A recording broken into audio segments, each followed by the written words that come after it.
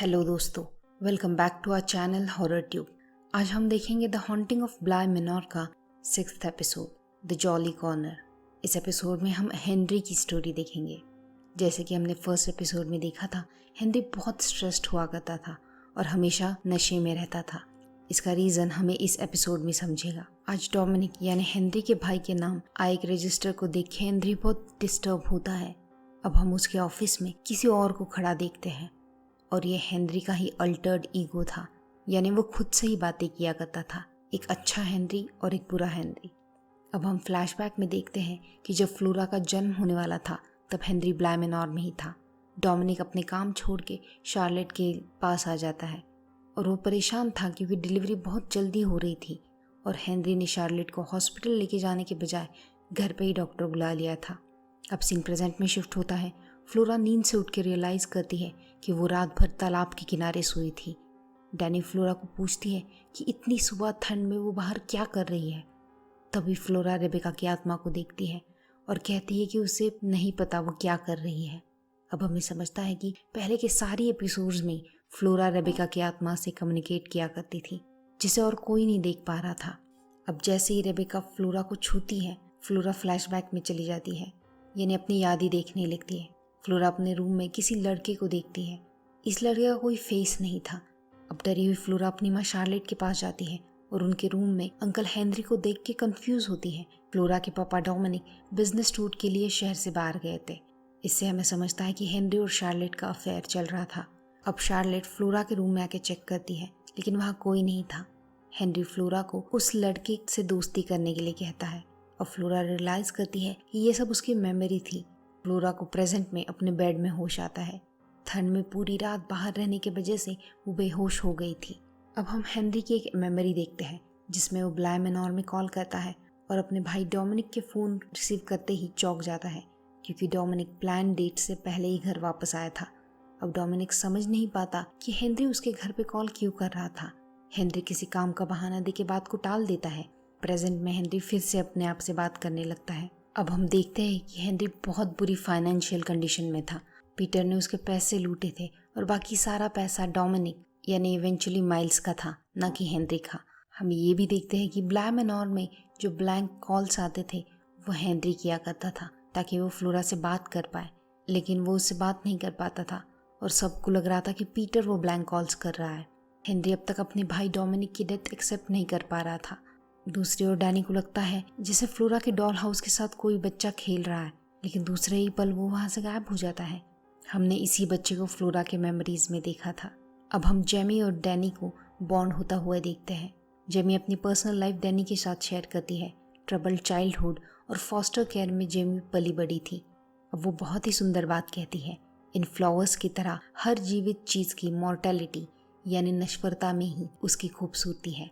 वैसे ही लोग भी मॉर्टल होते हैं, इसीलिए आपको अपनी ज़िंदगी इसी पल में जीनी है। अब हम हेनरी का फ्लैशबैक देखते हैं। शार्लेट और हेनरी एक दूसरे से बहुत प्यार करते थे।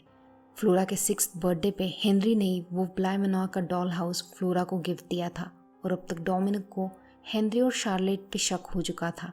उसी रात डोमिनिक शार्लेट को कन्फ्रंट करता है कि फ्लोरा की बर्थ बहुत अर्ली हुई थी, लेकिन फिर भी वो बहुत नॉर्मल थी। बट रियलिटी में फ्लोरा फुल टर्म बॉर्न हुई थी और जब डोमिनिक घर पे नहीं था तभी शार्लेट प्रेग्नेंट हुई थी। तो फ्लोरा डोमिनिक की नहीं लेकिन हेनरी की लड़की थी। 6 साल बाद ये हेनरी को रियलाइज़ हुआ था। अब प्रेजेंट में फिर से दूसरे सुबह फ्लोरा खुद को तालाब के किनारे पाती है। फिर से रेबेका उसको छूती है और फ्लोरा एकदम नॉर्मल हो जाती है, जैसे कुछ हुआ ही नहीं। अब हेनरी अपनी वो मेमोरी देखता है जिसमें उसका भाई डोमिनिक उससे अपने सारे रिश्ते तोड़ देता है और अपना बिजनेस भी अलग कर लेता है। इसी दिन हेनरी को भी पता चलता है कि फ्लोरा उसी की बेटी है। अब हम देखते हैं कि शार्लेट और डोमिनिक अपने रिलेशनशिप को दूसरा मौका देना चाहते थे, इसलिए वो इंडिया घूमने जा रहे थे ताकि एक साथ टाइम स्पेंड कर सके। तभी शार्लेट फ्लोरा को वो तलिस्मान गुड़िया देती है। इस मेमोरी के ख़त्म होते ही फ्लोरा उठ के नीचे आती है और इस मेमोरी और रियलिटी की गेम से बहुत अपसेट हो जाती है। अब फिर से एक बार हेनरी ब्लाय मैनोर कॉल करता है, लेकिन फ्लोरा से बात नहीं कर पाता। अब हेनरी फिर से यादों में खो जाता है। शार्लेट डोमिनिक के साथ इंडिया जाने से पहले हेनरी से आखिरी बार मिलने आई थी। वो उसे बताती है कि अब उसकी फैमिली उसके लिए सब कुछ है और वो हेनरी को उसे भूलने के लिए कहती है। इसके कुछ दिन बाद हेनरी को एक कॉल आता है जहाँ से उसे पता चलता है कि ट्रिप के दरमियान एक्सीडेंट की वजह से डोमिनिक और शार्लेट की मौत हो गई थी। इस बात को हेनरी एक्सेप्ट नहीं कर पाता और तभी से गिल्ट में जीने लगता है कि उसके अफेयर की वजह से शार्लेट को ये ट्रिप लेनी पड़ी और उसमें उनकी डेथ हो गई। उसी रात से हेनरी खुद से ही बातें करने लगता है। अब प्रेजेंट में हेनरी देखता है कि ब्लाय मेनोर का फ़ोन डिस्कनेक्ट हो गया था और फ्लोरा के बारे में सोच के हेनरी को चिंता होने लगती है। इसलिए 2 साल बाद पहली बार वो ब्लाय मेनोर जाने निकलता है।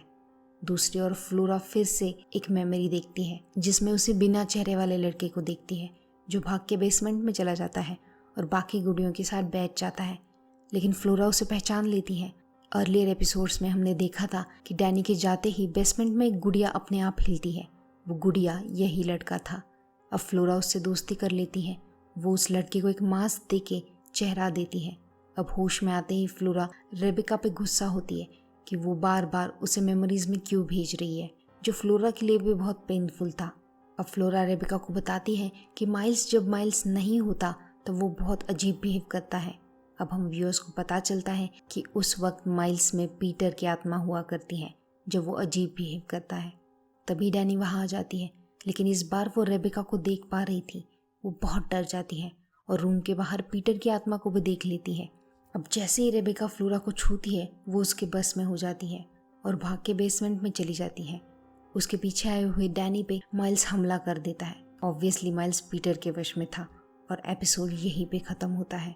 तो दोस्तों आगे डैनी के साथ क्या होता है, वो तालाब से आने वाली औरत कौन थी, पीटर और रेबिका डैनी से क्या चाहते थे, इन सब का जवाब आपको मिलेगा मेरे अगले एक्सप्लेनेशन वीडियो में, तो उन्हें ज़रूर देखिए। तब तक के लिए बाय बाय, टेक केयर।